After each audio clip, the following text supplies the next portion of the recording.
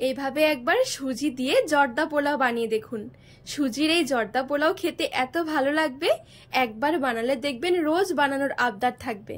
আর যাকেই একবার তৈরি করে খাওয়াবেন একবার হলেও রেসিপি জানতে চাইবে। একদম নরম তুলতুলে ঝরঝরে রসালো পোলাও খেতে এতটা ভালো লাগবে, দেখবেন খেতে খেতেও মন ভরবে না। একদম নরম তুলতুলে রসালো জর্দা পোলাও। নমস্কার বন্ধুরা, নতুন একটা পর্ব দেখার জন্য আপনাদের সকলকে স্বাগত জানাই। আজকে বানিয়ে দেখাবো সুজির ঝরঝরে জর্দা পোলাও। সুজি দিয়ে যে এত সুন্দর পোলাও তৈরি করে নেওয়া যায়, না দেখলে বিশ্বাসই হবে না। খেতেও ভীষণ ভালো লাগে, বানানো একদমই সহজ। একবার দেখাতেই যে কেউ বানিয়ে নিতে পারবেন। তো চলুন, আশা করছি রেসিপিটি অনেক ভালো লাগবে। তো সবার প্রথমে গ্যাস ধরিয়ে আমি এখানে একটা কড়াই বসিয়ে দিয়েছি। কড়াইটা গরম হয়ে গেলে 2 টেবিল চামচের মতন ঘি দিয়ে দেব।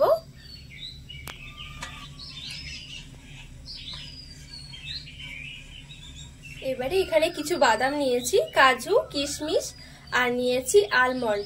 বাদামগুলো আগে ভেজে একটু তুলে নেব। হালকা আছে একটু সুন্দর করে ভেজে নেব।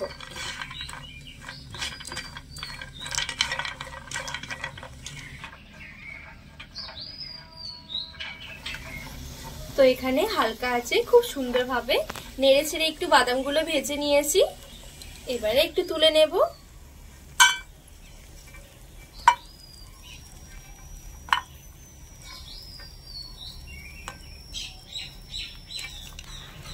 তো এখানে বাদামগুলো একটু ভেজে তুলে নিয়েছি। এবারে এই কড়াইয়ের মধ্যে দিয়ে দিচ্ছি সুজি। আমি এখানে 200 গ্রাম সুজি নিয়েছি। আপনারা চাইলে কিন্তু আরো কম সুজি দিয়েও তৈরি করতে পারেন। যতটা সুজি নেবেন না কেন অবশ্যই একটা ছোট বাটি মেপে নেবেন, তাহলে পরের মাপগুলো দিতে সুবিধা হবে। তো এখানে 200 গ্রাম সুজি আমি এখানে একটা মিডিয়াম সাইজের বাটি মেপে 1 বাটি নিয়েছি। এবারে কড়াই নিয়ে নিচ্ছি। এবারে ঘিয়ের সাথে ভালো করে মিশিয়ে নেড়ে ছেড়ে সুজিটা একদম হালকা আছে একটু ভেজে নেব। এতে করে পোলাওর ফ্লেভারটা অনেক সুন্দর আসবে, খেতেও ভালো লাগবে। আর সুজির যে একটা এক্সট্রা কাঁচা গন্ধ আছে সেটাও চলে যাবে।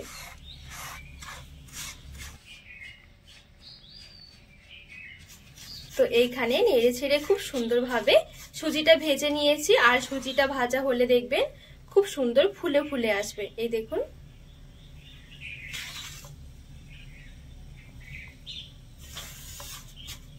সামান্য একটু দিয়ে দিচ্ছি লবণ এবারে। আর যেহেতু আজকে জর্দা পোলাও তৈরি করব, তো সেই জন্য সামান্য একটু জর্দার রং নিয়েছি। যদি রংটা খেতে না পছন্দ করেন তাহলে সামান্য একটু হলুদ গুঁড়ো দিয়ে দেবেন। ভালো করে নেড়ে ছেড়ে মিশিয়ে নেব।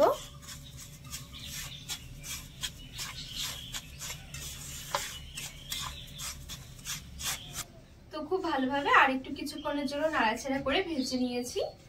এবারে এইখানে আমি এই বাটি মেপেই 1 বাটি নিয়েছিলাম সুজি। তো এই 1 বাটি সুজির জন্য নিয়ে নেব 2 বাটি লিকুইড দুধ।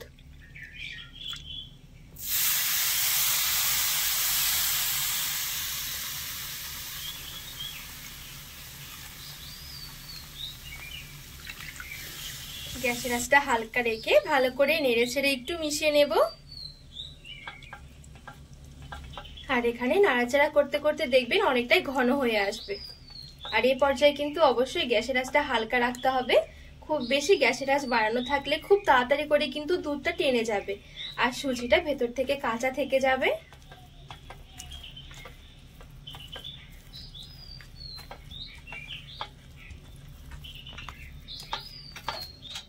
আর নাড়াচাড়া করতে করতে দেখবেন একটা পর্যায়ে একটা ডোয়ের মতন হয়ে যাবে। তো এই দেখুন খুব সুন্দর একটা মসৃণ ডো রেডি হয়ে গেছে।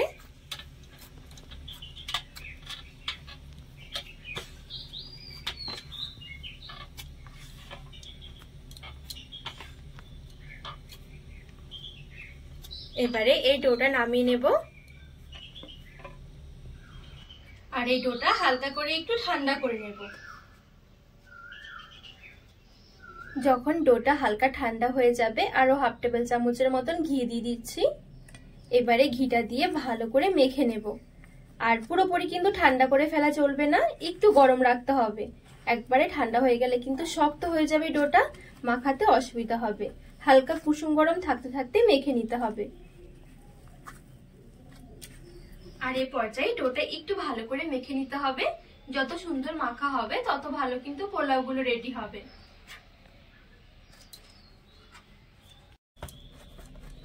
তো এখানে খুব ভালো করে আমি একদম মসৃণ ভাবে ডোটা মেখে নিয়েছি। এবার এখান থেকে অল্প অল্প করে এরকম ভাগ করে নেব। এই দেখুন,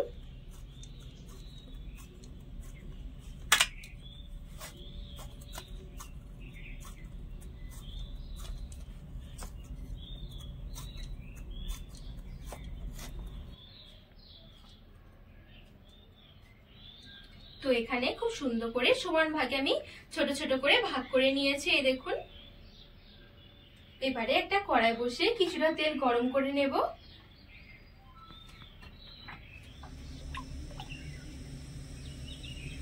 তো তেলটাকে খুব ভালোভাবে আমি গরম করে নিয়েছি। এবারে গ্যাসের আঁচটা আমি মিডিয়াম থেকে লো আঁচের মাঝামাঝি রেখে দেব। আর এদিকে যে আমি সুজির যে ছোট ছোট করে বলগুলো রেডি করে রেখেছিলাম, এখান থেকে একটা করে বল নিয়ে নিচ্ছি। আর এদিকে নিয়েছি আমি এরকম একটা ছোট গ্রেটার। এই দেখুন, এই গ্রেটার গুলো কিন্তু সবার ঘরেই থাকে। এবারে এই গ্রেটারের সাহায্যে ঠিক এইভাবে করে হালকা হাতে এরকম করে একটু ঘষতে থাকবো, তাহলে দেখবেন নিচের দিক থেকে খুব সুন্দরভাবে পড়তে থাকবে।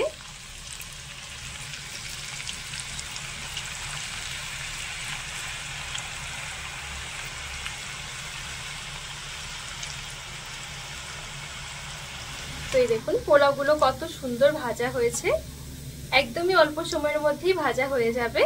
এবারে তেল ঝরিয়ে তুলে নেব।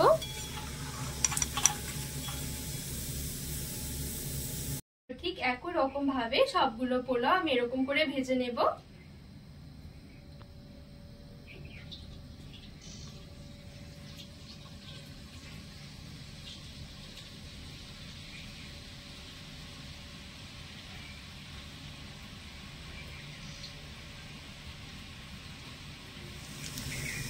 একদমই অল্প সময়ের মধ্যে পোলাওগুলো ভাজা হয়ে যাবে। তো এই দেখুন এখানে এই পোলাওগুলো খুব সুন্দরভাবে ভাজা হয়ে গেছে।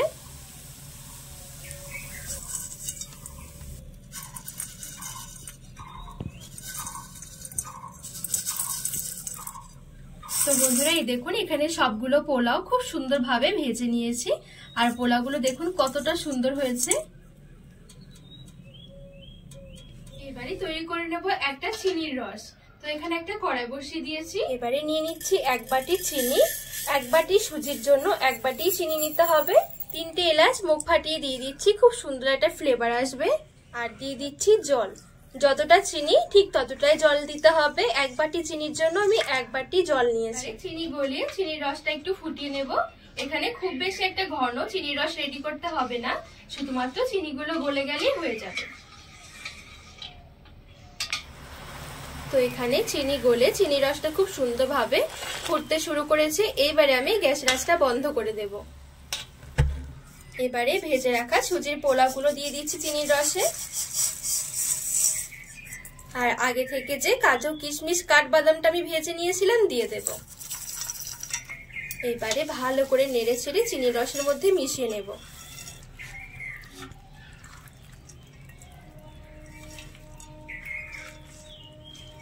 হালকা হাতে নেড়ে ছেড়ে পোলাগুলো একটু চিনির রসের মধ্যে মিশিয়ে নিয়েছি। এইবারে রেখে দেব 10 থেকে 15 মিনিটের জন্য।